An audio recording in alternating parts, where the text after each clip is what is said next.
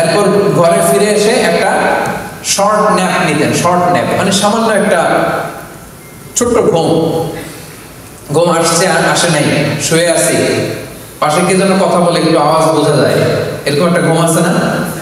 কথা বলে না, চোখটা ঘুমের জন্য একটু বুঝে আসছে, লেগে আসছে, কিন্তু কে যেন কথা বলে ওইটাও শোনা যায় কানে, এরকম একটা ঘুম আছে না? এটা বলে ন্যাপ। একটা ন্যাপ নিতেন, very short nap, up until ফজর, সালাতুল ফজরের আগ পর্যন্ত। এরপরে বেলাল রাদিয়াল্লাহু তাআলা আনহু যখন আযান দিতেন তখন তিনি ফজরের জন্য উঠতেন। উঠে সুন্নত নামাজ পড়ে, ফজরের সুন্নত পড়ে, কখনো ওযু করে, কখনো ওযু ছাড়াই ইমামতি করতে যেতেন ফজরের নামাজের। তিনি বলতেন, আইনানি ইয়ানামান ওয়াল কলবু ইয়াকদান। আমি এমন নবী, আমার দুই চোখ ঘুমায় কিন্তু আমার কলব ঘুমায় না। এজন্য আমরা ঘুমাইলে ওযু করা লাগে, নবীরা ঘুমালে তাদের ওযু ভাঙে না। এজন্য রাসূল সাল্লাল্লাহু আলাইহি ওয়াসাল্লাম ঘুম, হালকা একটা ছোট্ট ঘুম দিয়ে উঠে কখনো ওযু করে, কখনো ওযু ছাড়া তিনি ফজরের সালাতে যেতে। লম্বা তেলাওয়াত করতেন ফজরের নামাজে, মা বাইনা 60 ইলাল 100, 60 থেকে 100 আয়াত।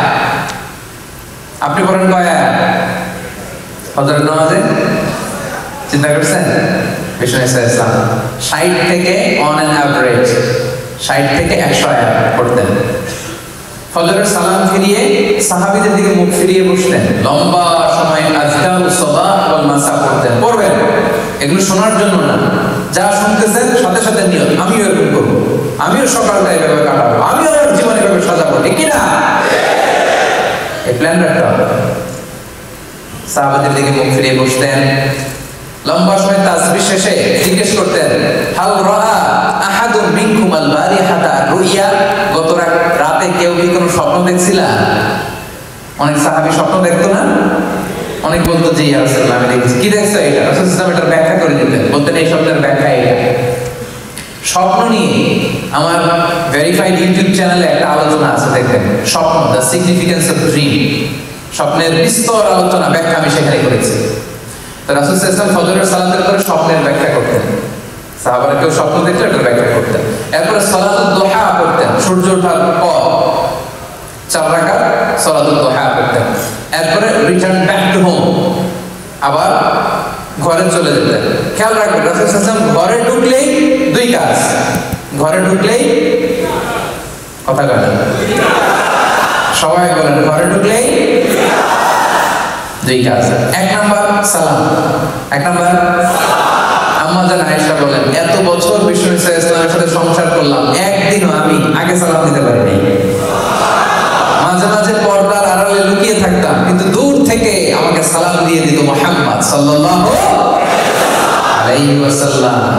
ঘরে ঢুকেই সালাম দিতেন। 2 নম্বরে কি করতেন? 2 নম্বরে মেসওয়াক করতেন। মেসওয়াক কি সেন্স দেখেন, স্ত্রীদের কাছে যাবেন, কথা বলবেন, মুখ থেকে দুর্গন্ধ আসতে পারে, এরকম হয় না? যেন সোশ্যাল ইন্টারঅ্যাকশন যখন করবেন মুখ থেকে যেন দুর্গন্ধ না আসে, ব্রাশ করে যাওয়া, মেসওয়াক করে যাওয়া, অথবা মিন্ট গাম চাবান, চুইং গাম, যেটা থেকে সুঘ্রাণ আসে। রাসূল ইসলাম ঘরে ঢোকার আগেই প্রথমে সালাম, তারপরে তিনি মেসওয়াক করতেন। আচ্ছা, এবার স্ত্রীদের সাথে কথাবার্তা শুরু করলেন ফজরের পর পরে এসে। এবার ব্রেকফাস্টের সময় হয়েছে না? ব্রেকফাস্ট হয়েছে কিনা? সালাতুল দুহা করে আসলেন, ঘরে ঢুকলেন। এবার এখন কোন টাইম হয়েছে? Now we will know how was the breakfast of the last messenger. সব শেষের নবী মুহাম্মদ রাসূলুল্লাহ সাল্লাল্লাহু আলাইহি ওয়াসাল্লামের ব্রেকফাস্ট কেমন ছিল দেখেন, কেমন ছিল। ঘরে যে সালাম দিয়ে জিজ্ঞেস করতেন, কিছু আছে খাবার? স্ত্রীরা যদি বলতো আছে, খেতেন। যদি না থাকতো বিষ্ণু সাল্লাল্লাহু আলাইহি ওয়াসাল্লাম বলতেছেন ফাইন্নি আসা, ঠিক আছে আমি রোজা রাখলাম। থাকলে খেতেন, না থাকলে রোজা রাখতেন। সুবহানাল্লাহ। আর ফজরের পরে বিষ্ণু সাল্লাল্লাহু আলাইহি ওয়াসাল্লাম কখনো ঘুমাতেন না। ফজরের পরে এটা কাজের সময়, এবং তিনি দোয়া করেছেন, আল্লাহুম্মা বারিক লি উম্মতি ফি বুকুরিহা। হে আল্লাহ, আমার উম্মতের সকালে বুকুরের সময়টা, ফজরের পরে 2-3 ঘন্টার সময়, এই সময়টাতে আল্লাহ তুমি বরকত দিয়ে দিও। এই সময় কাজ করলে বরকত, এ সময় আপনি অফিসের কাজ করবেন, পড়াশোনা থাকলে পড়াশোনা করবেন, ঘুম যদি রাতে না হয় একটু দেরি করে ঘুমাবেন, কিন্তু ফজরের পর পর ঘুমানোটা ঠিক না। কালে রোদ্রে সফরে কোনো ঝামেলা একদিন হতে পারে, কিন্তু এটা রেগুলার অভ্যাস হওয়া ঠিক না যে প্রতিদিন আমার ঘুমই হয় ফজরের পর, রাতে ঘুম নাই। এরকম কিছু আছে না? নাই, আমাদের এখানে নাই মাশাআল্লাহ। আজকে হ্যাঁ না, চেঞ্জ ইউর হ্যাবিট। আজকে আমরা শুরুতে প্রতিজ্ঞা করেছি বিষ্ণু ইসলামের একটা পূর্ণ দিন 24 ঘন্টা ডেইলি রুটিনটা আমরা শুনবো, তাহলে ফজরের পরে ঘুমাতেন না। তো খাবার খেলেন, আর খাবার না পাইলে কি করতেন?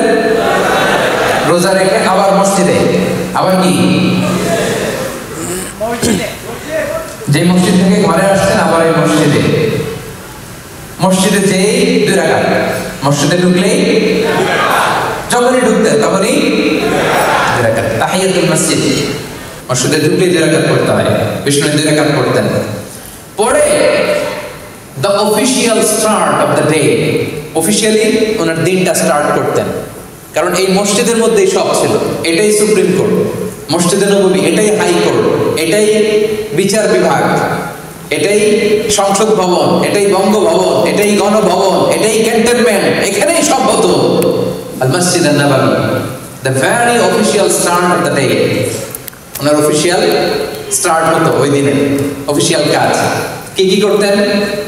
রাষ্ট্রের নানা কাজের যে দায়িত্বগুলো ছিল এগুলো পালন করতেন। He used to take care the social and the political affairs. মসজিদে নববীর পাশে সুফা বারান্দা ছিল, কিছু সাহাবী দ্বীন ইসলাম চর্চার জন্য ওখানেই পড়ে থাকতো। আহলে সুফার সাহাবাদেরকে রাসূলুল্লাহ সাল্লাল্লাহু আলাইহি সাল্লাম হাদিস শিখাতেন, কোরআন শিখাতেন।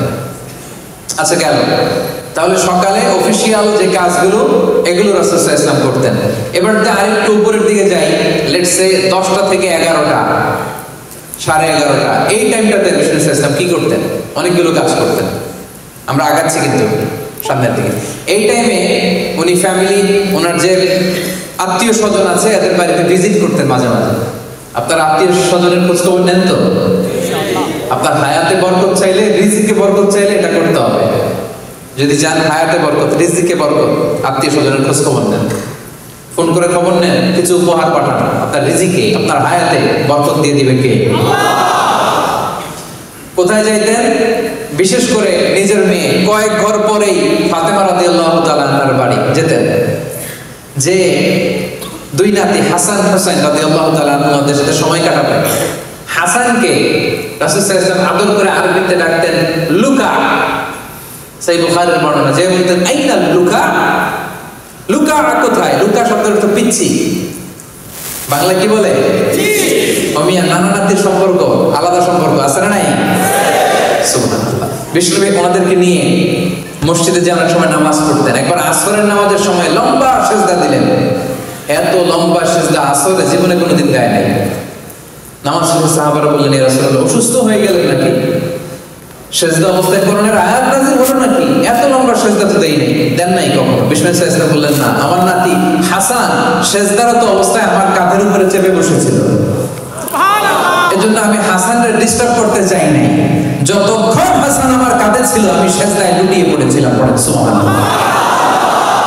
হাসান সরে গিয়েছে, সিজদা থেকে মাথা তুলেছে। কি ভালোবাসতেন নাতিদের। ঘুরতে যেতেন মেয়ের ঘরে, ফাতেমা রাদিয়াল্লাহু তাআলা হাসান হাসানের সাথে সময় কাটাতেন। মাঝে মাঝে he used to visit the market of Medina, মদিনার মার্কেট ভিজিটে যেতেন। এই টাইম 11টার দিকে, একটা অ্যাপ্রক্সিমেট টাইম 11টার দিকে। একদিন ঘুরতে ঘুরতে যে দেখে খেজুরের স্তূপ, হাত ঢুকাই দিলেন ভিতরে। উপরে শুকনা খেজুর, ভিতরে হাত দিয়ে হাত তুলে দেখে হাতের মধ্যে পানি, তার মানে উপরে শুকনা ভিতরে ভেজা। রাসূল সাল্লাল্লাহু আলাইহি ওয়াসাল্লাম বললেন, ঘটনা কি? উপরে শুকনা ভিতরে ভেজা কেন?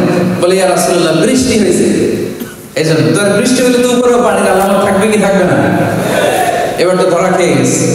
তখন রাসূল সাল্লাল্লাহু আলাইহি ওয়াসাল্লাম সেই বিখ্যাত হাদিসটা বলেছিলেন, মান গাশশানা ফালাইসা মিন্না, যে আমাদেরকে ধোঁকা দেয়, যে আমারে ধোঁকা দেয়, সে আমার উম্মত কশিন কালেও হতে পারে না।